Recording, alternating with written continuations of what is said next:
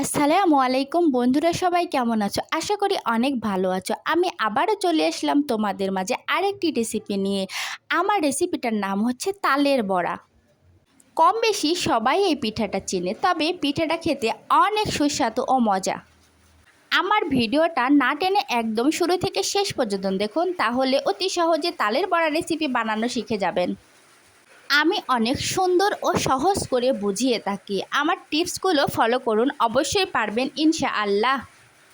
একটা ডিশে 2 কাপ পরিমাণ চালের গুঁড়া নিয়ে নিছি। এই চালের গুঁড়ার সাথে ময়দা অ্যাড করতে হয়, তাহলে পিঠাটা অনেক সফট এবং নরম হয়, অনেক সহজে ফুলে।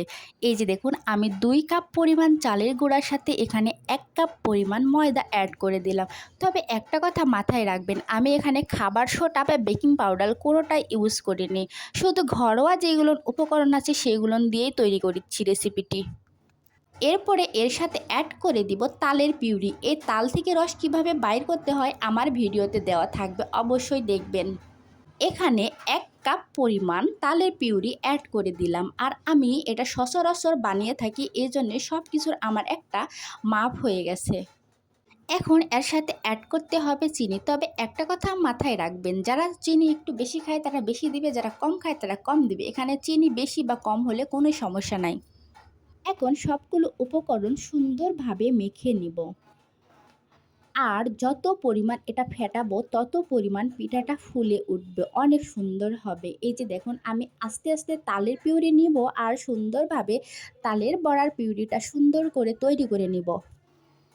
এই যে দেখুন, আমার তালের বড়ার গোলাটা একদম রেডি হয়ে গেছে। সুন্দরভাবে হাত থেকে যেন পড়ে এই দিকে খেয়াল রাখতে হবে, বেশি ঘনও না বেশি পাতলাও না।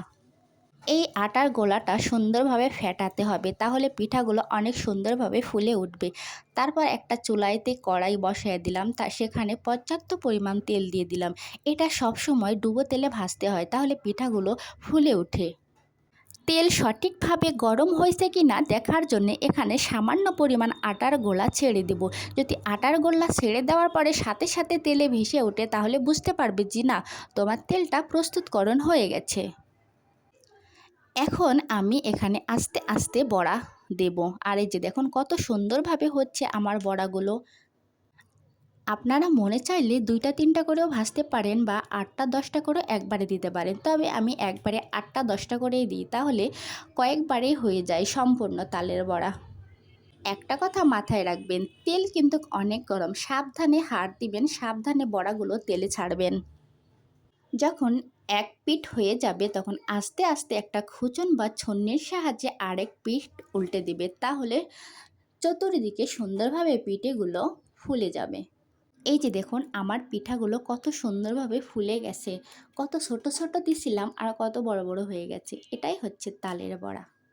আর একটা রিকোয়েস্ট বন্ধু, আমার চ্যানেল একদম নতুন, তোমরা দয়া করে সাবস্ক্রাইব করে দিবে আর বেল আইকনে ক্লিক করে দিবে। এখন আমি একে একে সম্পূর্ণ বড়াগুলো উঠায় নেব। এই যে দেখেন, আমার সম্পূর্ণ বড়া ভাজা শেষ। কত সুন্দর দেখতে, অনেক লোভনীয় লাগতেছে, তাই না? এই যে দেখুন, আমার সম্পূর্ণ বড়া ভাজা শেষ। আমার রেসিপিটা যদি ফলো করো তাহলে বুঝতে পারবে আমি কত সুন্দরভাবে সহজভাবে বুঝিয়ে থাকি। এই যে দেখুন, আমার সম্পূর্ণ তালের বড়া শেষ। সবাই ভালো থাকবেন, সুস্থ থাকবেন। আল্লাহ হাফেজ।